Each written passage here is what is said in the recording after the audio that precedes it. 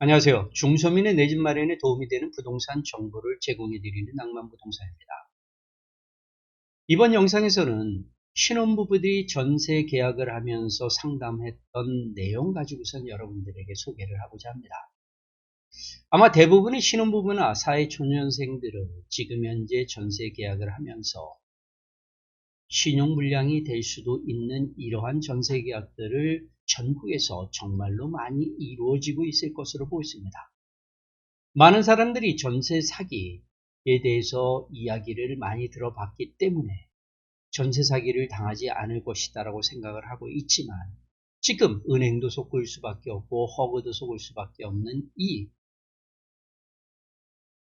상황들을 지금서부터 어떤 상황인지 알아보시기 바랍니다. 실질 상황입니다. 바로 이 조감도에 나타난 바로 이 집에 대해서 전세 계약을 하려고 하는 사람들이 상담 온 것이죠. 바로 신혼부부들입니다. 이제 결혼을 하려고 하는 사람들이 신혼부부들의 전세 대출을 받아서 이 집을 계약을 하려고 하는 것이죠. 그러면 이런 집에 여러분들이 보기에 정말로 전세 들어갈 만한 곳인지, 그리고 왜 낭만부동산은 이것을 전세 사기로 보면서 신혼부부나 사회초년생들이 이러한 전세 계약들을 하지 않기를 바라는지 한번 이 영상을 끝까지 보시면서 확인해 보시기 바랍니다. 주변의 신혼부부라든가 사회초년생들이 이러한 상황으로 전세 계약을 한다면 이 영상을 보시고 말리시기 바랍니다. 이 조감도에 보이는 이것은 오피스텔입니다. 22년도 2월 달에 분양을 했죠. 그래서 이것을 보면 그 당시에 분양한 금액입니다. 8사형으로 다만 이루어져 있습니다. 여기서 보면 4억 5,900서부터 6억 7,900만원까지 다양한 분양가로서 했죠. 청약 신청금은 300만원으로서 신청을 했습니다. 600세대가 했죠. 그래서 청약 경쟁률을 보면 600세대가 600호실이라고 얘기해야 되겠죠. 오피스텔이기 때문에. 그럼에도 불구하고 거주자들이 695명이 청약을 하면서 5.79대 1이 나왔고요. 그 다음에 기타 지역에서 1057명이 청약을 하면서 3.4대 1의 높은 경쟁률을 가지고 있던 청약 마감을 한 오피스텔입니다. 여기에 보면 지금 현재 26년도 2월 달에 여기 600세대가 분양한 여기에 보면 매매 가격이 4억 5,500의 거래가 15층이 됐습니다. 그렇다고 보면 지금 현재 22년도의 분양가보다는 조금 낮은 금액대로다가 계약이 됐다라고 하고 있죠. 즉 22년도의 분양가보다는 좀 낮게 시세가 형성됐을 것이다 라고 생각을 합니다. 그런데 왜 낭만부동산은 이 전세 계약을 말렸을까요? 이 전세 보증금을 지금 현재 계약하려고 하는 것은 바로 이 금액입니다. 2억 8천이죠. 84형이고요. 2억 8천에 전세 계약을 합니다. 여러분들이 지금 현재 이 상황을 놓고 본다면 여러분들은 아무런 문제가 없을 수밖에 없죠. 매매가는 4억 5,500이고 전세 가격은 2억 8천입니다. 이것에 대해서 등기부등본에 아무런 문제가 없고 권리에도 아무런 문제가 없는 이 오피스텔, 왜 낭만부동산은 전세 계약을 하지 말라라고 했을까요? 한번 이것을 지금 현실에 대해서, 지금 이게 현실이죠. 26년도 2월 달에 4억 5,500의 매매 시세가 국토부 실거래가에 떴다라는 얘기죠. 그리고 지금 현재 인터넷을 통해서 보면 이 오피스텔의 전세 금액은 2억 8천에, 그리고 2억 8천, 3억까지도 전세 계약한 국토부 실거래가가 있다라는 것이죠. 그런데 왜 낭만부동산은 2억 8천인데 계약을 하지 말라고 했을까요? 그러면 이러한 계약을 하는 사람들은 대부분 누구일까요? 낭만부동산이 보니까 이렇게 이 오피스텔에 계약하는 사람들은 신혼부부라든가 사회초년생들 3040 정도 되는 사람들이 대부분 계약들을 하고 있다는 것이죠. 그러면 이러한 사람들이 지금 현재 수도권이나 지방에서 이러한 오피스텔에 전세를 들어가는 사람들이 어떻게 자금을 마련해서 들어갈까요? 이 신혼부부를 한번 예를 들어서 보겠습니다. 정책자금을 이용한답니다. 그래서 신혼부부 전용 버팀목으로 간다라고 하는 거죠. 그래서 3개월 이내죠. 예비 부부입니다. 그래서 부부 합산 연소득이 7,500만 원 이하랍니다. 그리고 대상 주택이 수도권에 있기 때문에 4억 이하로다가 보증금이 된다면 이 신혼부부 전용 버팀목을 받을 수 있죠. 그 중에서도 전세 보증금의 80%까지 전세 대출을 받을 수 있기 때문에 2억 넘게 대출을 받는답니다. 2억 8천에서 2억 전후로다가 대출을 받는다는 거고, 그렇게 받는 이유는 바로 여기에 있다는 얘기죠. 대출 금리가 1.9에서 3.3%가 되어 있기 때문에 문제가 없고, 그 다음에 만기의 일시상환으로다가 갈 것으로 얘기를 하기 때문에 이자만 내고 있으면 지금 현재 예비 부부들은 아무런 문제가 없이 이 깨끗한 집에서 살 수 있는 것이죠. 왜냐하면 25년도 2월 달에 입주를 했기 때문에 그렇습니다. 그러니까 지금 현재 이 오피스텔은 1년 6개월 정도가 된 오피스텔 신축입니다. 그러니 신혼부부들이 얼마나 좋아할 걸까요? 그래서 신혼부부 전용 버팀목으로다가 돈을 마련해서 들어가겠답니다. 그러면 지금 왜 낭만부동산은 이 전세계약을 말렸을까요? 여러분들도 한번 이 상황을 좀 보도록 하죠. 분명히 청약 경쟁률도 좋았습니다. 그리고 국토부 실거래가에도 4억 5천 5백만 원의 실거래가 끊기고 전세 보증금은 2억 8천이랍니다. 그래서 이 낭만부동산이 이러한 것들을 조사하면서 하지 말라라고 했습니다. 국토부 실거래가를 봤습니다. 그랬더니만 8사형 26년도 2월 달에 27일 날 계약이 있었죠. 4억 5천 5백만 원입니다. 15층. 정말 좋은 층이죠. 그런데 매수자도 개인과 개인끼리 했습니다. 아무런 문제가 없는 내용이죠. 그런데 거래 유형에 보면 직거래랍니다. 우리가 아파트 거래를 보면 지금 현재 직거래가 됐던 또는 중개사무소를 통해서 했던 이렇게 중개거래가 된 이후에 보면 등기를 했는지 안 했는지 일자까지 나오는데 국토부에서 이 자료를 보면서도 이 오피스텔은 등기를 했는지 안 했는지에 대해서는 나오지 않습니다. 그러니까 2월 27일 날 4억 5천 5백만 원의 거래 계약서를 해서 신고한 거는 맞지만 과연 등기를 했는지 안 했는지는 알 수 없다는 얘기죠. 그래서 이것을 좀 더 이 오피스텔을 확인을 좀 해봤습니다. 지금 현재 인터넷에 매물로다 나와 있는 것들을 보면 지금 현재 2억 8천에 106동에 7층이 나와 있죠. 그 다음에 3층도 2억 8천으로 전세 보증금을 내려서 3층도 나와 있습니다. 남향이랍니다. 그러니 당연히 가장 선호하는 곳이다라고 보는 것이죠. 근데 과연 여기 이 조감도를 보는 남향은 사실 없죠. 그래서 보면 전세 2억 8천이라는 것은 정확히 맞습니다. 그래서 다른 사람들, 신혼부부들은 시세가 얼마냐고 물어봤더니만 시세는 4억 5천 5백이라고 이야기를 합니다. 그래서 낭만부동산은 이 인터넷을 통해서 한번 시세를 확인해 봤습니다. 자, 어떻게 나와 있나요? 103동에 2억 8천 저층에 나와 있죠. 그 다음에 105등에 중간층에 3억에 나와 있습니다. 그러면 단 이 두 건만 이런 문제일까요? 지금 여기 보면 동일 매물 묶기를 했고 가장 싼 금액서부터 하는 거죠. 그리고 104동에 3억의 저층, 103동에 중간층에 3억, 그리고 3억 3천, 5층, 그 다음에 3억 4천의 중층. 그러니까 3억짜리만 이미 이 오피스텔은 3개가 나와 있다는 얘기죠.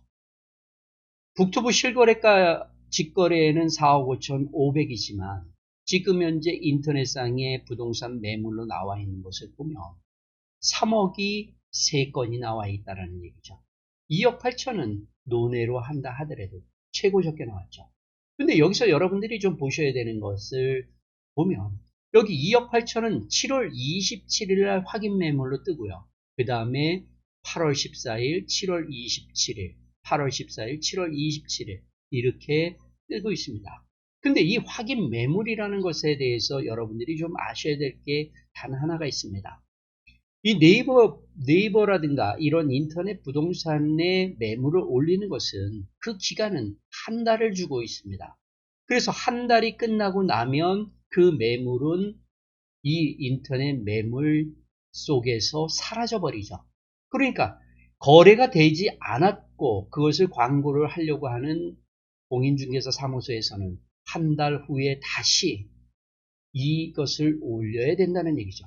그러니까 지금 현재 2억 8천에 내놓고 3억에 내놨던 이 확인 매물이 과연 처음 7월 27일 날 나온 것인지 8월 14일 날 나온 것인지에 대해서는 누구도 알지 못하고 이 부동산만 알고 있다는 얘기입니다.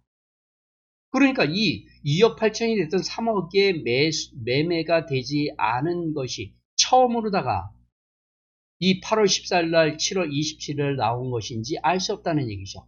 왜냐하면 지금 현재 2월 27일 날 4억 5,500의 직거래로다가 거래가 됐는데 처음으로다가 7월 27일 날 첫 매물로 나온 게 2억 8천 처음이냐라고 알 수가 없다는 얘기죠.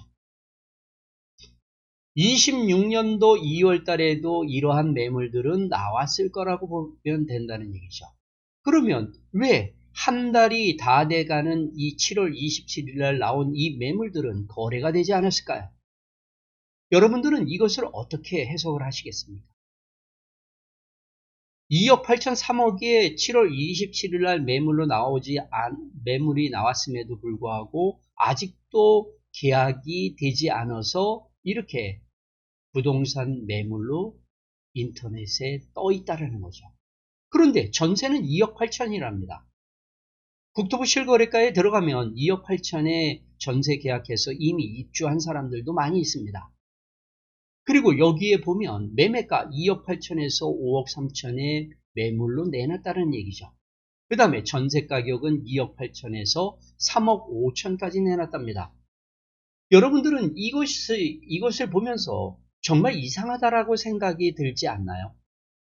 어떻게 매매 가격은 2억 8천 3억인데 이 전세 가격으로다 내놓는 것은 3억 5천까지 내놓을까? 지금 여기 분양했을 때 보면 전부 다 84 전용 면적 84 기준으로 해서 전부 다 내놨다는 분양을 했다는 얘기죠. 그러면 이거 같은 경우는 매매가 2억 8천보다도 전세 가격이 3억 5천으로 다 늘어났다는 얘기죠. 이것이 지금 현재 신혼부부라든가 사회초년생들 그리고 부동산에 대해서 잘 알지 못하는 사람들이 이렇게 지금도 전세 사기를 당하고 있다라고 봐야 되는 겁니다. 지금 현재 이 호실에 대해서는 등기부 등본을 봐도 아무런 문제가 생겨 있지 않습니다. 그리고 이것에 대해서 전세 대출을 하는 데에서도 은행에서 아무런 문제 없이 전세 대출을 해줍니다. 그러니까 제가 전세 대출 받아서 이 전세 계약을 하지 말라라고 했을 때 그 신혼부부들은 놀랍니다. 왜 저 사람은 이상한 소리를 할까라고 할 정도로 놀란 모습을 보여주죠. 이것은 부동산 중개를 하면서 수많은 사건, 사고들을 경험하거나 또는 주변에 그러한 사건, 사고들을 많이 보면서 확인을 했을 때에 이 전세 계약을 하지 말라라고 하는 사람은 그 사건, 사고들에 대해서 어떻게 일어날지를 예상을 할 줄 알기 때문에 하지 말라는 것이죠. 여러분들은 지금 현재 분명히 4억 5천 5백과 전세 2억 8천으로 했을 때에는 분명히 전세 계약해도 아무런 문제가 없다라고 봤겠지만 지금 이렇게 전세 가격과 그 다음에 매매 가격들이 이렇게 이루어졌다면 지금 현재 인터넷을 통해서 이 두 가지만 확인해도 여러분들은 전세 계약 2억 8천 해야 될까요? 말아야 될까요? 대답이 틀려질 수밖에 없죠. 그래서 이러한 것들을 보면서 그 신혼부부들에게 이야기를 했습니다. 왜 하지 말아야 되는지. 근데 왜 신혼부부들 뿐만 아니라 사회초년생 많은 사람들은 이 오피스텔에 2억 8천의 전세 계약을 해서 입주를 했을까? 이것을 한번 이 심리적으로다가 그리고 이 임차인들이 어떤 마음에 의해서 계약을 했는지를 한번 여러분들에게 이야기를 하고 넘어가 보도록 하겠습니다. 많은 임차인들이 이렇게 2억 8천, 분명히 3억, 2억 8천의 매매가 나왔음에도 불구하고 2억 8천의 전세 계약을 해서 들어가는 이유는 바로 이런 거죠. 은행에서 전세 대출 승인이 나온다는 것은 이 전세 보증금은 안전하다라고 생각을 하기 때문에 그렇습니다.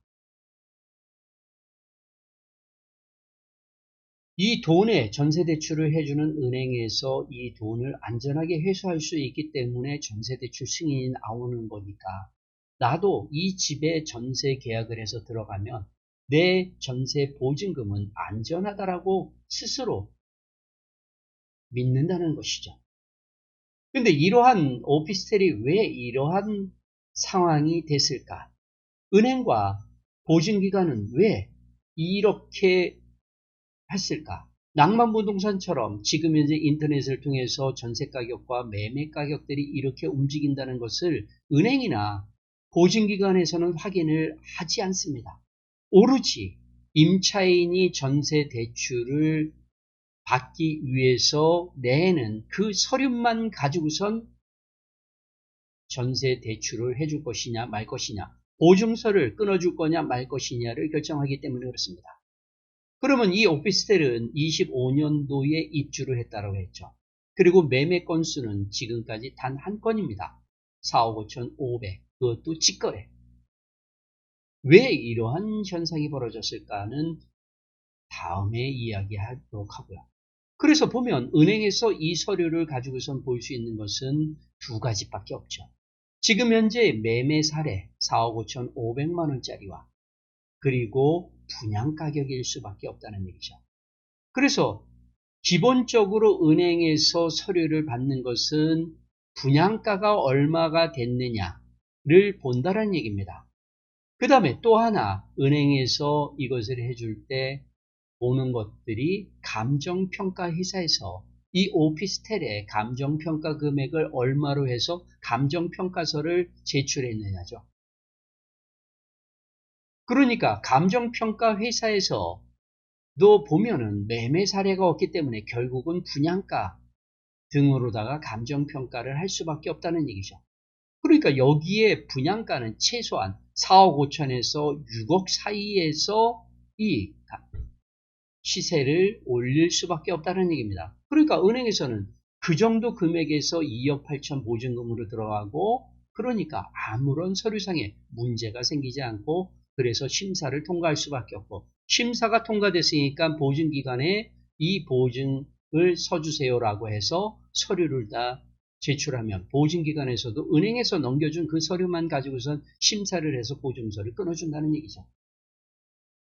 그러니 은행과 보증기관에서 이렇게 해주는데 이 2억 8천은 전세 보증금은 너무나 안전한 전세 계약이다라고 임차인은 생각할 수밖에 없다라는 것이죠.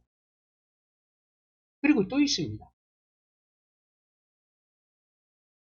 신혼부부들이나 사회초년생들이 지금 현재의 이 2억 8천 가지고선 돌아다니면서 전세를 구한다면 정말 구옥 아파트라든가 수도권이나 지방이라 하더라도 대부분의 구옥 아파트나 빌라, 비아파트 쪽으로다가 갈 수밖에 없죠. 그러니까 2억 8천 가지고 이 지역을 수없이 인터넷을 통해서 손품을 팔고 발품을 팔았다 하더라도 이렇게 신축이면서 2억 8천으로 구할 수 있는 전세 정말로 찾기가 정말 어렵습니다. 그러니까 꼼꼼하게 따질 이유가 없다는 얘기죠. 은행에서 전세대출 승인도 나오지 그 다음에 신축이지 싸지 그러니까 전혀 따질 필요가 없다는 얘기죠. 이것은 부동산에 대해서 사건 사고에 대해서 많은 공부를 하지 않은 사람들이 그냥 간과할 수밖에 없는 것들이라는 것이죠.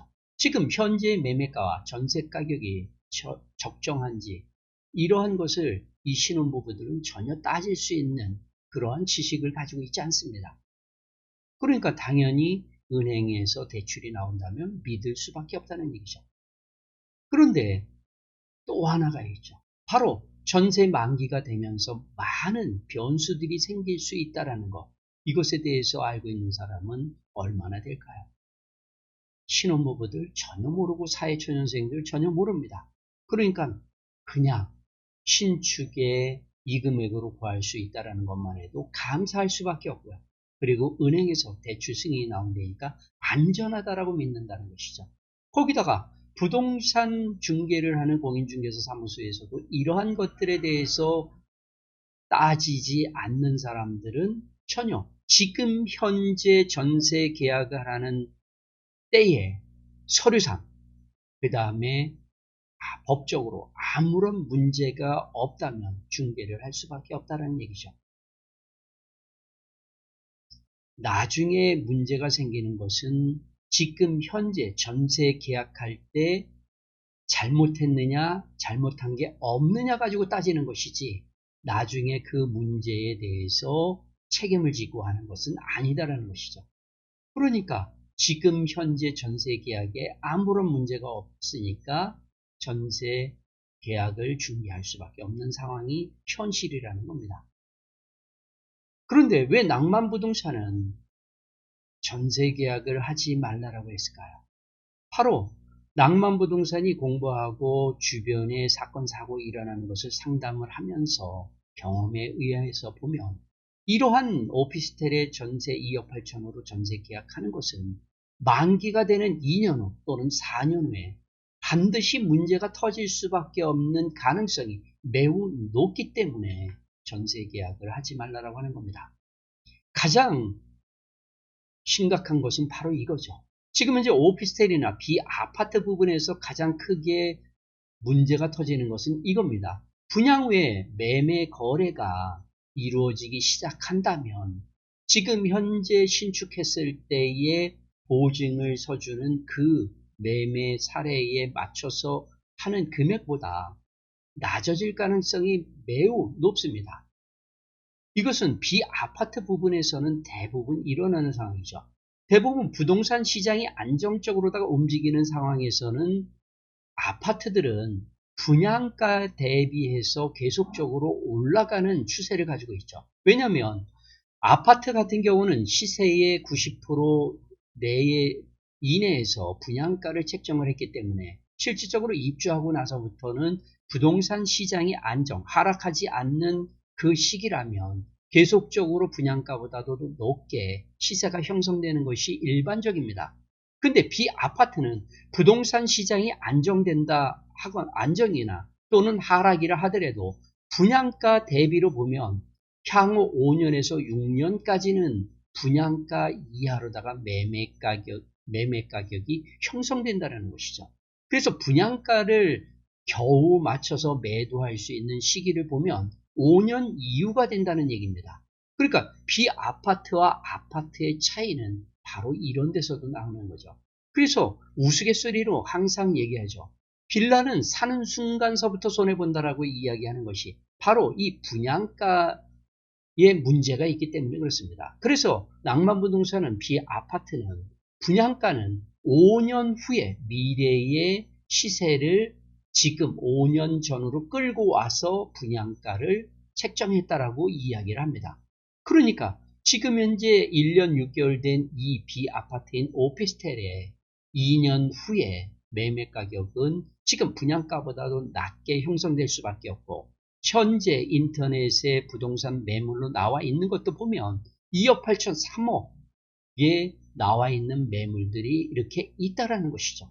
그러니까 이런 것들이 거래가 된다면 결국은 3억 전후에서 매매 가격이 형성될 수밖에 없고 그렇게 실거래가가 잡히면 결국은 2년 후에 3억 전후의 매매 시세가 잡혀버리면 지금 현재 2억 8천의 전세 보증기관에서 보증서를 끊어줄까요? 쉽지 않다라는 얘기죠. 그러니까 비율의 문제가 2년 후서부터 생길 가능성이 매우 높은 오피스텔이라는 것이죠. 그러니까 이렇게 전세가율이 90%까지 된다라고 하면 은행은 전세 대출금 중에서 일부를 회수하는 정책을 쓸 수밖에 없다는 얘기죠. 만약에 2년 후에 여기 매매 사례로 보니까 3억밖에 안 되고 거기다가 2억 8천의 전세 보증금으로 들어가 있다면 이 오피스텔에 대한 전세가율의 보증 비율을 허그 등에서 낮추고 있죠. 그러니까 낮출 수밖에 없는 상황이라면 결국은 이것은 은행에서는 지금 현재 신혼부부들한테 전세 대출한 대출금 중에서 원금을 회수할 가능성이 높다는 거죠. 그것이 10%가 될지 20%가 될지 알 수는 없지만 지금 현재 매매가 3억 전후에서 거래가 된다면 2년 후에는 보증서를 안 끊어줄 수밖에 없고 보증금을 일부 회수를 해야지만 보증기관에서 보증서를 받아서 은행에서 대출을 연장해 줄 수밖에 없는 상황으로 간다는 얘기죠. 그러면 이러한 상황이 벌어졌을 때 신혼부부들은 어떻게 할 수 있을까요? 첫 번째로 다 생각하는 것이 바로 이거죠. 임대인한테 우리는 전세 계약을 연장하지 않을 테니까 만기가 됐을 때 전세 보증금을 돌려주세요 하면 임대인은 돈을 돌려줄 것이다라고 굳게 믿고 있다는 것이죠. 정말 그렇게 현실에서는 움직이고 있나요?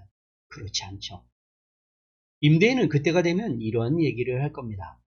나는 돈이 없기 때문에 지금 현재 그 전세 보증금을 빼가고 싶다면 다음 임차인을 2억 8천에 놔서 그 전세 보증금을 돌려줄 수 있다. 그러니까 당신들이 알아서 다음 임차인을 구하라라고 얘기하는 것이 중개를 하면서 보면 임대인들의 99%가 그렇게 움직이고 있다는 얘기입니다.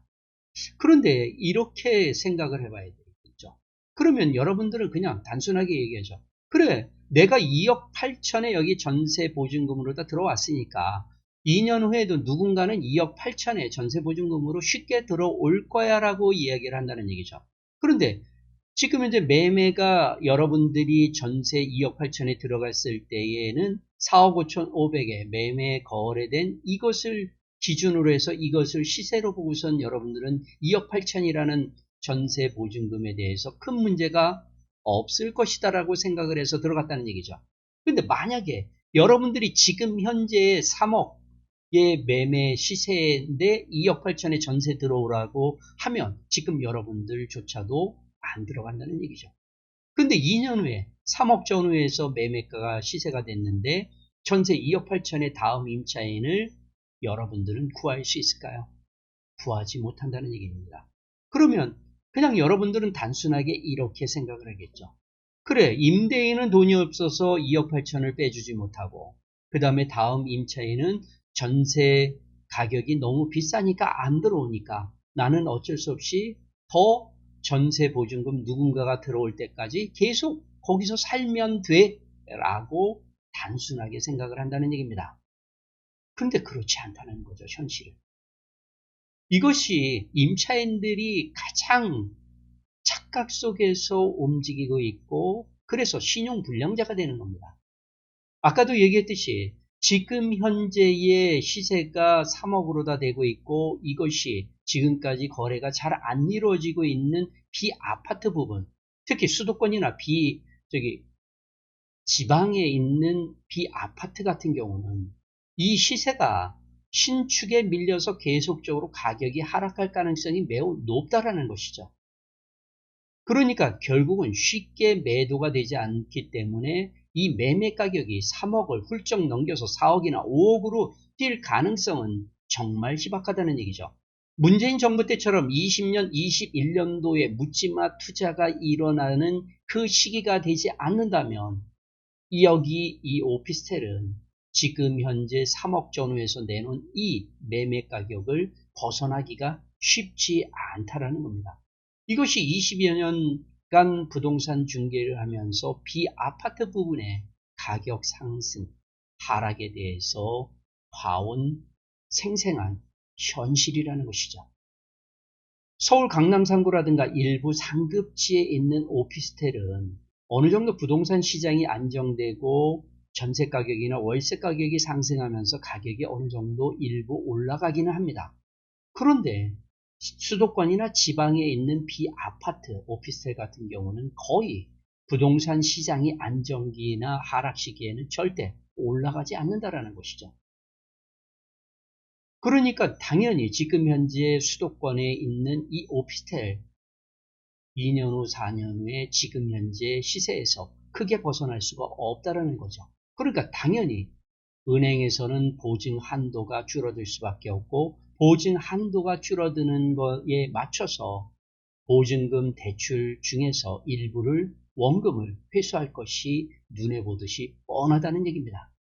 그런데 이 신혼부부들이 열심히 저축을 해서 충분히 그 원금 회수하는 만큼을 벌어서 저축을 해놨다면 그렇게 해서라도 2년이고 4년이고 6년이고 이 오피스텔에서 계속적으로 살면 되죠. 올라갈 때까지 이사를 가지 않고 현재의 직장에서 그대로 5년, 6년, 10년까지 살아서 올라가면 그때 가서 움직이면 된다는 것은 맞습니다. 근데 만약에 그러지 못한 상황이 벌어지면 어떻게 될까요? 원금 회수를 못합니다. 그러면 은행에서 내용 증명이 오고 은행에서 법적으로다가 조치를 취할 수밖에 없죠. 왜냐하면 보증기관에서 보증서를 안 끊어주니까. 그러니까 결국은 임차인이 원금 일부를 회수해주지 못하면 신용불량으로 갈 수밖에 없는 상황이라는 겁니다. 그러니까 낭만부동산은 지금 현재 전세 계약하는 이 시점에 아무런 문제가 없다라고 해서 전세 계약을 해도 된다라는 것이 아니라 바로 전세 만기가 이루어진 2년 후, 4년 후에 문제가 터질 수 있는 그 부동산에 대해서는 전세 계약을 하지 말라라고 하는 것이죠. 근데 많은 임차인들이 왜 이렇게 계약을 할까요? 가장 많은 사람들이 계약을 하는 이유는 전세 대출이 된다는 것은 지금 현재 전세 보증금이 안전하고 그리고 보호해 줄 수 있다라는 것으로다가 그 의미를 그대로 받아들인다는 얘기죠.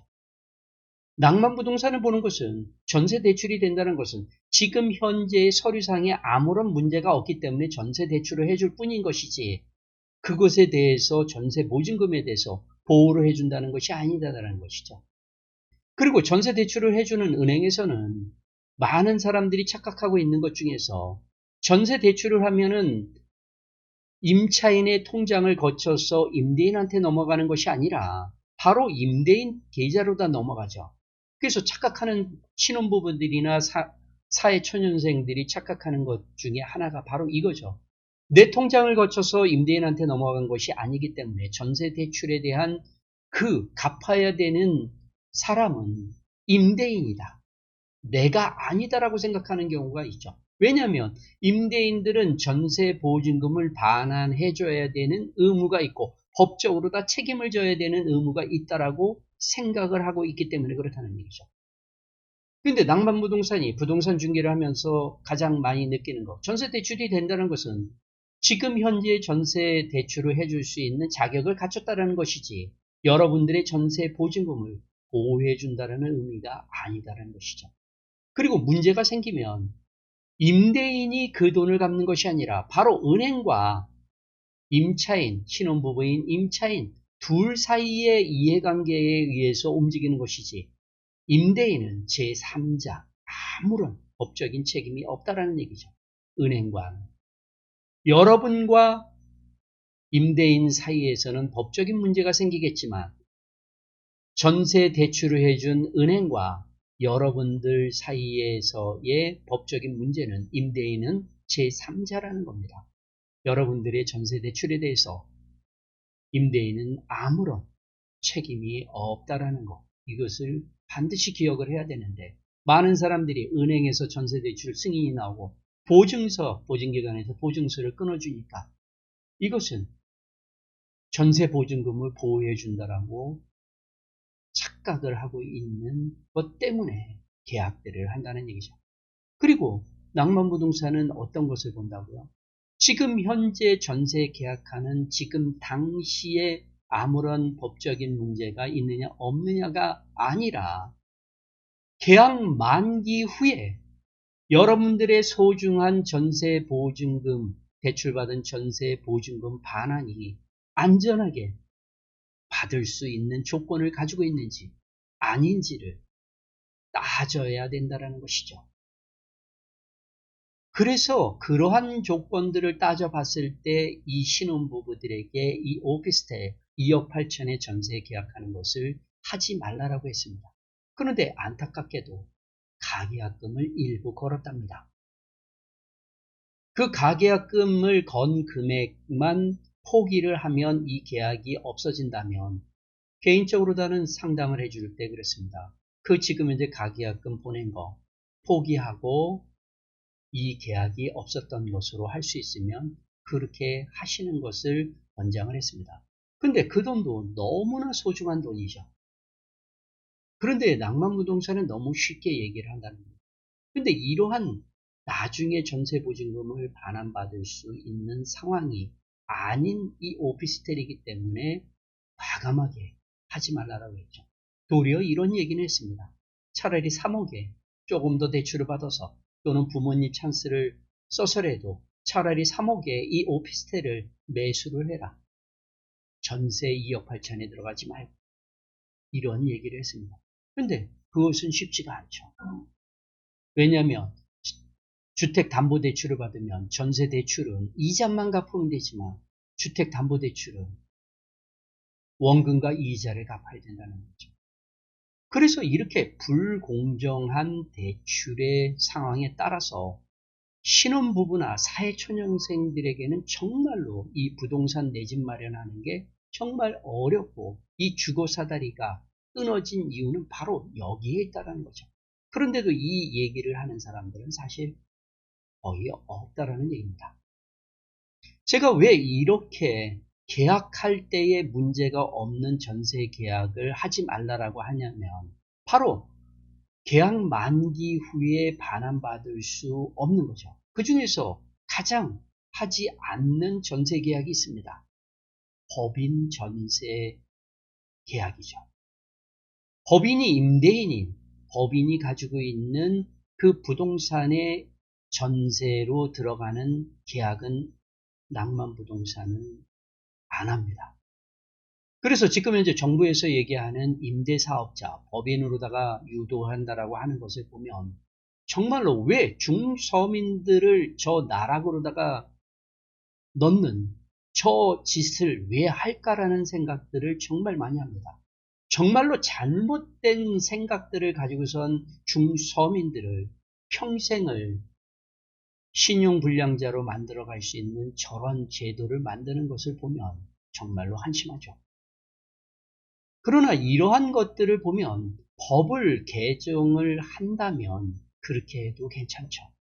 만약에 법인이 임대사업을 하고 임대를 하는 거에 중서민들이 임차인으로 들어갔을 때 임차인의 보증금을 온전하게 보존해 줄 수 있는 법으로다가 개정을 한다면 법인 임대사업하는 거에 대해서 뭐라고 얘기를 하지 않고 낭만부동산도 적극적으로 전세 계약을 할 겁니다.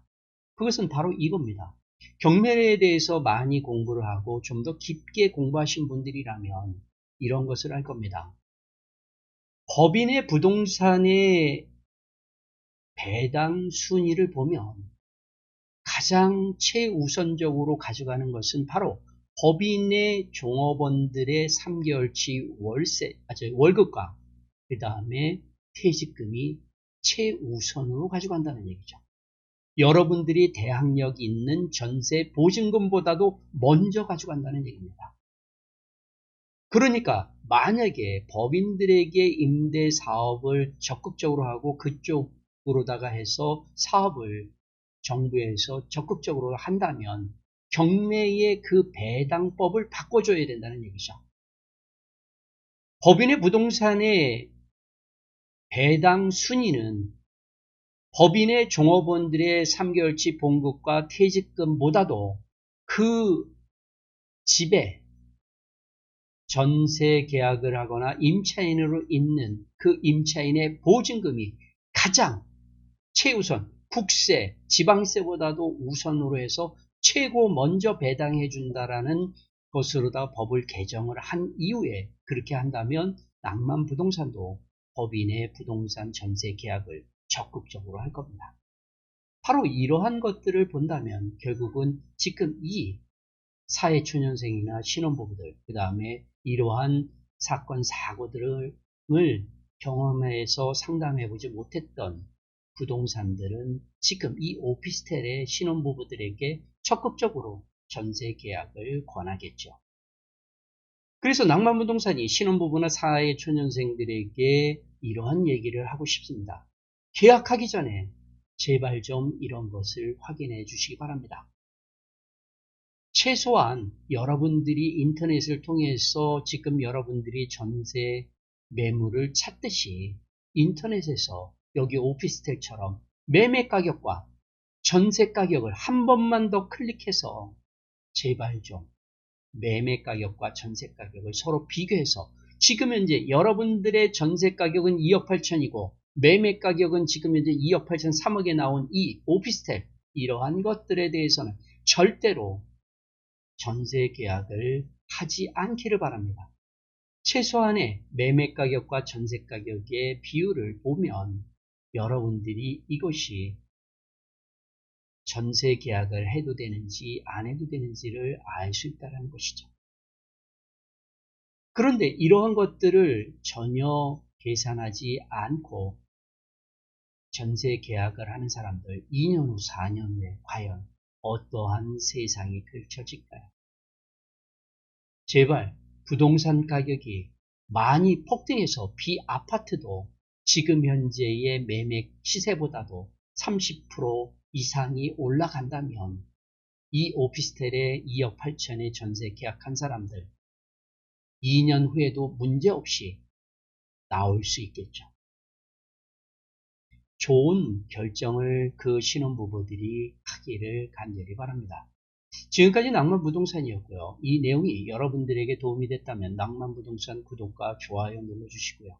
주변에 혹시 이렇게 사회초년생이나 그 다음에 신혼부부들이 전세 계약을 하려고 했을 때 이 영상을 소개해 주거나 이 영상에서 한 것처럼 여러분들도 그분들에게 조언을 해줘서 낭패를 보지 않고 사기당하지 않도록 해주시기 바랍니다.